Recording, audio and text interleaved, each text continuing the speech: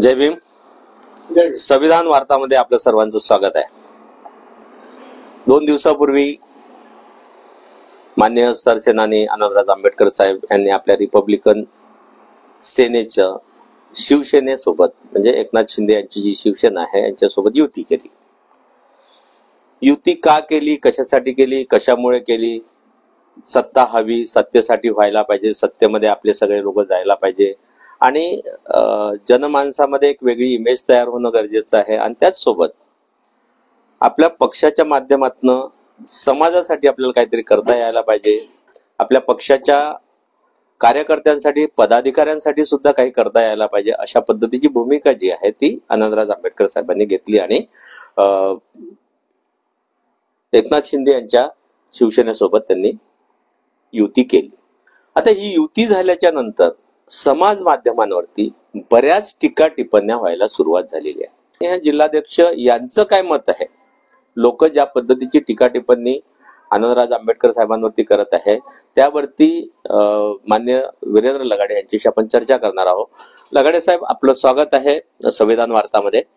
आणि ज्या पद्धतीनं ह्या ज्या टीका टिप्पणी होत आहे समाज माध्यमांवरती, काय सांगाल तुम्ही? लोकांना काय अशा पद्धतीचं आवाहन करू इच्छिणार की हे जे काही चाललेलं आहे हे चांगलं आहे, चुकीचं आहे, बरोबर आहे, काय आहे?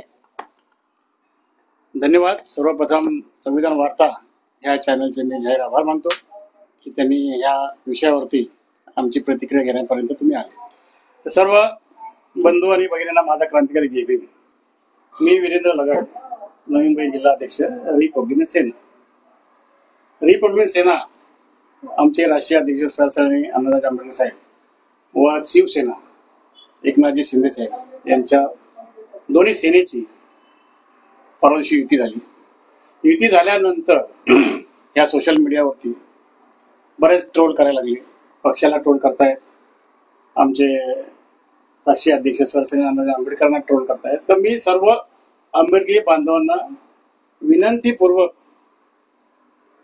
सल्ला देतो की बंधूंनो, एखाद्या व्यक्तीवर जर आपण टीका करायची असेल तर तेवढी आपली कुवत असली पाहिजे, तेवढी आपली पात्रता असली पाहिजे. टीका लोकशाहीचा अधिकार आहे, बाबासाहेबांनी तो दिलेला आहे, परंतु त्या लोकशाहीच्या अधिकाराचा गैरउपयोग होता कामा नये असं आमचं प्रमाणित मत आहे. बऱ्याच जणांनी सोशल मीडियावरती अरे तुरे या भाषेत टीका केलेली आहे, बरंच काय बोललेले आहे. तर मी सर्वांना जाहीर आवाहन करतो, बंधूंनो, आपण सर्व बंधू आहोत, सगळे आंबेडकरी समाजामध्ये एकत्र आहोत, बाबासाहेबांचे लेकरं आहोत आणि बाबासाहेबांचे जसे इतर 2 नातू आहेत त्याचप्रमाणे आनंदराज आंबेडकर सुद्धा बाबासाहेबांचे नातूच आहे. त्यामुळे त्यांचा वेगळा पक्ष आहे, त्यांची वेगळी पक्षाची नीती आहे, त्यांच्या पक्षाची वेगळी कार्यकारिणी आहे, पक्षाचे वेगळे तत्व आहेत आणि त्यामुळे त्यांना पूर्ण अधिकार आहे की कोणावर युती करायचा, कोणावर युती करायचा नाही. त्यामुळे इतर पक्षातील लोकांना त्यांचं वाईट वाटण्याचं काहीच कारण नाही. मी तुम्हाला आवाहन करतो की प्रत्येकाने आपापल्या पक्षाची एकनिष्ठ काम करा, आपापला पक्ष वाढवा आणि आपल्या नेत्याला, आपल्या पक्षाला सत्तेत नेण्यासाठी तुम्ही प्रयत्न करा. आम्ही आमचे प्रयत्न करतो, तुम्ही तुमचे प्रयत्न करा. त्यामुळे पक्षवाढीसाठी किंवा कार्यकर्त्यांच्या समाधानासाठी किंवा कार्यकर्त्यांना ऍक्च्युअली त्या सत्तेमध्ये जाण्यासाठी आतापर्यंत या भारत देशामध्ये आंबेडकर नेते बरेच होऊन गेले, परंतु एकमेव नेता असा आहे हे आपल्या भारत देशात, ते आपले सन्माननीय सरसेनानी, बहुजन हृदय सम्राट, तरुणांचे प्रेरणास्थान सरसेनानी आनंदराज आंबेडकर यांनी जाहीरपणे सांगितलेलं आहे की बाबा मला माझ्या कार्यकर्त्यांसाठी सत्तेमध्ये जायचं आहे. आतापर्यंत तुम्ही उदाहरण बघितले असेल, नेताच पहिला धावत जातो, मला काहीतरी द्या, आणि काय नेते जरी धावत गेले नसेल त्यांना पाठवून काहीतरी मिळत असेल, त्यामुळे त्यांना सत्तेत जाण्यामध्ये इंटरेस्ट नसेल. परंतु सन्माननीय सरसेनानी आनंदराज आंबेडकर यांनी जाहीर केलेलं आहे बऱ्याच वेळेस सगळ्या चॅनलवरती तुमच्या माध्यमातून की बाबा माझ्या कार्यकर्त्यांना सत्तेमध्ये जायची संधी मिळण्यासाठी आम्ही ही युती जाहीर केली. आणि त्याच्या पुढे जाऊन सांगतो की युती आम्ही महायुतीमध्ये गेलेलो नाहीये, हे सगळं समजून घ्या. त्यांची महायुती असेल ते त्यांना लग लावावं, परंतु हे महानगरपालिकेच्या ज्या इलेक्शन असतात, आपल्या पंचायत समिती इलेक्शनला, या पक्षाधारी पक्ष वेगवेगळे लढतात कारण त्यांना तेवढ्या सीटी लढवायच्या असतात, त्यामुळे वेगवेगळे लढतात. आणि या ज्या महानगरपालिकेच्या इलेक्शन ज्या येतील त्या, म्हणजे बरेच जण म्हणतात तुम्ही RSS मध्ये गेले, तुम्ही भाजपमध्ये गेले. भाजपमध्ये आम्ही जाऊ शकत नाही. भाजप हा आमचा खानदानी दुश्मन आहे. त्यामुळे RSS भाजप आमचे घेणार. शिंदे गटाची आमची जाहीर युती झालेली आहे आणि त्या जाहीर युतीमध्ये सन्मानपूर्वक आम्हाला 10% किंवा जो काय असेल साहेब ठरवतील तो वाटा सत्तेमध्ये मिळणार आहे. आणि त्यामुळे आम्ही फार उत्साही झालो आहोत. काय उत्साही झालो की आम्हाला सत्तेमध्ये जायची संधी सन्माननीय सरसेनानी अण्णासाहेब आंबेडकरांच्या माध्यमातून आलेली आहे. आणि हे लोकांच्या पोटात दुखत आहे. बरोबर. की त्यांना वाटणार आमच्या पाठून येणे सत्य जाणार. मग आम्ही काय करणार? आम्ही त्यांना विनंती केली, तुम्ही तुमच्या पक्षाचं काम करा, उगीच खालच्या लेवलला टीका करायचा प्रयत्न करू नका. आणि आम्हाला सन्माननीय सरसेनानी अण्णासाहेब आंबेडकर सांगितलेलं आहे की कोणालाही टीका टिप्पणी करू नका, कोणाला आपलं काय ट्रोल करायचं करू द्या. आणि त्याच्या आपण सांगतो, जेव्हा युतीचं ठरलं तेव्हा सन्माननीय सरसेनानी आंबेडकरांनी आम्हाला विचारलं की बाबा आपल्याला युती करायची का, असा प्रस्ताव आलेला आहे. आणि आम्ही तेव्हा त्या आंबेडकर भवनमध्ये 150 ते 200 कार्यकर्ते प्रमुख पदाधिकारी होतो आणि त्यांच्या समोर साहेबांनी आम्हाला विचारलं की आपल्याला युती करायची का, आपल्याला असं प्रस्ताव आलेला आहे. आम्ही जेव्हा एक मुखाने सांगितलं की हा साहेब युती करा, तेव्हा साहेबांनी ती युती घोषित केली आहे. परंतु नंतर आम्हाला साहेब बोलले की ही युती घोषित करण्यामुळे माझी किती बदनामी होईल, मला किती लोक शिव्या घालतील, मला किती टोक घालतील मला माहित आहे. परंतु कार्यकर्त्यासाठी मी तेही सहन करू. असा कुठला नेता आहे हो? कार्यकर्त्यांविषयी असा एखादा नेता बोलतो का? मी मी मी मी करतात, मला काय, मला आमदारकी द्या, मला खासदारकी द्या, मला मंत्रिपद द्या. पण आमचा नेता काय बोलतोय? कार्यकर्त्यासाठी. अशा नेत्याला आम्ही 100 सॅल्यूट करतो आणि तन मन धन्यात त्यांच्या बरोबर आहोत. आणि शेवटचा इशारा की आता बंधूंनो ट्रोलिंग थांबवा, नाहीतर आम्हाला जशा तसे उत्तर देता येते. आणि आता उत्तर द्यायला आमची टीम चालू केलेला आहे.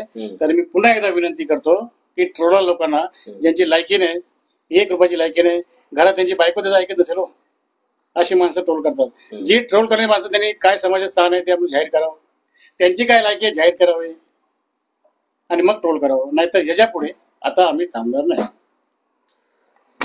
हे झालं एकंदरीत जे लोक ट्रोल करत आहे युती झाल्याच्या नंतर. त्याबद्दल मला एक विचारायचं आहे की जे काही मार्केटमध्ये म्हणजे समाज माध्यमांमध्ये म्हणा किंवा आपल्या गोटातील जी बातमी अशी म्हणतात की माननीय सरसेनानी अण्णासाहेब आंबेडकर साहेबांना समाज कल्याण मंत्री पद देण्यात येईल, अशा पद्धतीची जी काही वाहवा उठलेली आहे, त्याबद्दल आपण काय सांगा? पुन्हा घेऊ प्रश्न.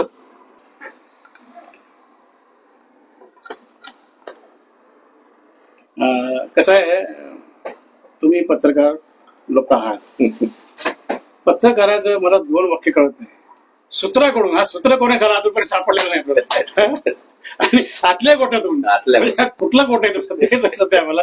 त्यामुळे कसं आहे बघा, ह्या विषयी तर मी काय बोलू शकणार नाही. परंतु तुम्हाला एक सांगतो, जर एखादा नेता कार्यकर्त्यांसाठी ट्रोल होत असेल, कार्यकर्त्यांच्या समाधानासाठी किंवा कार्यकर्त्यांच्या प्रेमाखाती किंवा कार्यकर्त्यांच्या इच्छेखातर जर एखाद्या पक्षाची युती करत असेल आणि त्या नेत्याला जर मंत्रिपद भेटलं, तर आमच्या दुधात साखर पडल्यासारखंच आहे ना.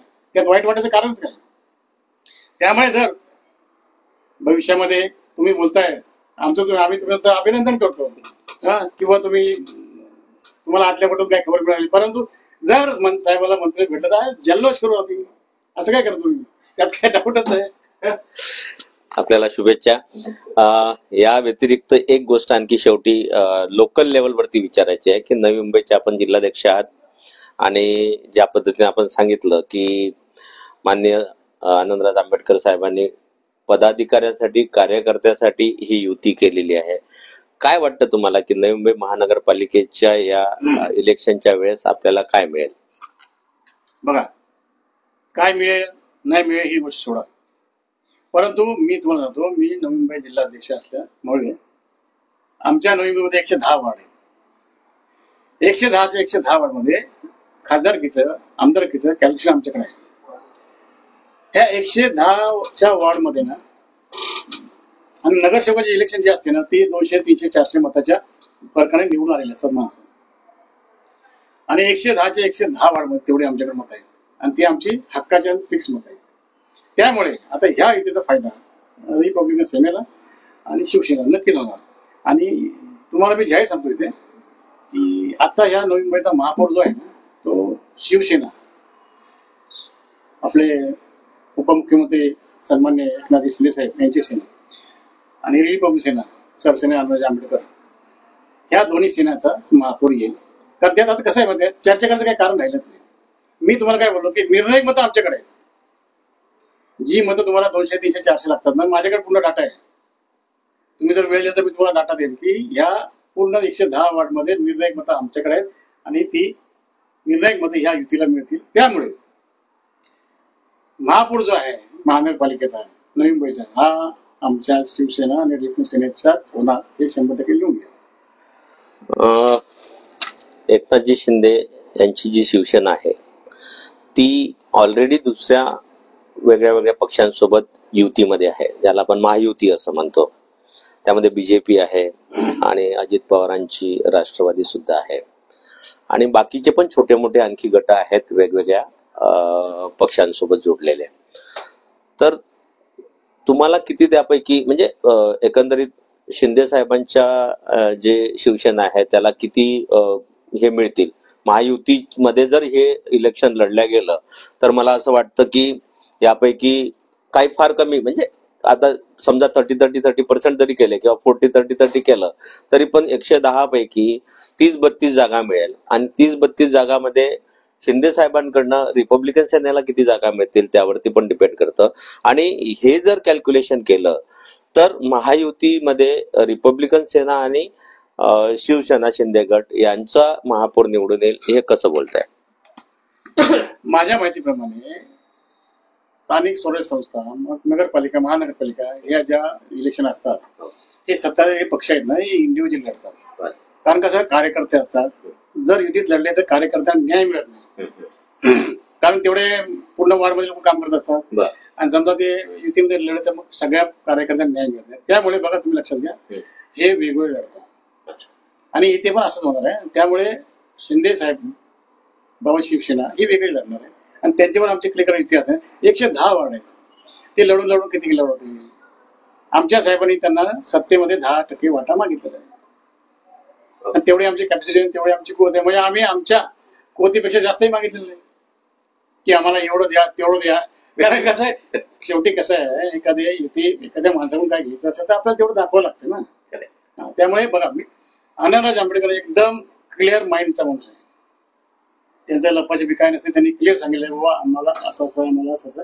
आणि युती सर कसं एका दिवसात होत नसते ना, युती एका दिवसात होत नसते.